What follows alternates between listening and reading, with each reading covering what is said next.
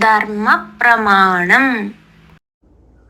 ധർമ്മപ്രാവ്യോസിക്ക് ഒരിക്കൽ സ്വാഗതം. വാദ്യ கனகாபிஷேகம் சாஸ்திரத்தில் விதி இருக்கா? அது எந்த வயசுலயாக்கும் எப்படியாக்கும் பண்ணணும்? அது வழக்கமா சொன்னா தேவையில்லை. கனகாபிஷேகத்துக்கு எப்பவுமே 90 வயசாகி കഴിഞ്ഞാൽ നമുക്ക് കനകാഭിഷേകം பண்ணலாம். 89வது വയസ്സ് പൂർത്തിയായിച്ച് அதுக்கு ശേഷം 90வது വയസ്സ് നടക്കരുത്.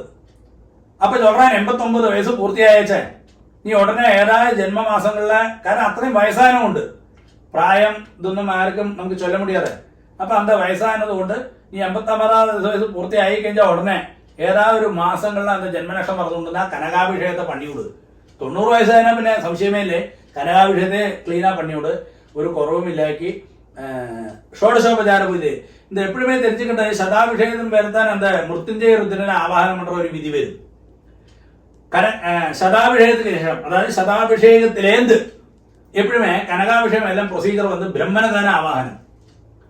ഇപ്പൊ ബ്രഹ്മനോട് എന്താ അതിദേവതാ പ്രത്യദേവതകളും പണി, അതിന് ശേഷം ഇന്ദ്രാദി ലോകപാലകളെ ആവാഹനം പണിയിട്ട് அந்த விதிவத்தா கனகாபிஷேகத்தை சிஸ்டமேட்டிக்கா கல்போக்த பிரகாரம் பண்ணலாம்.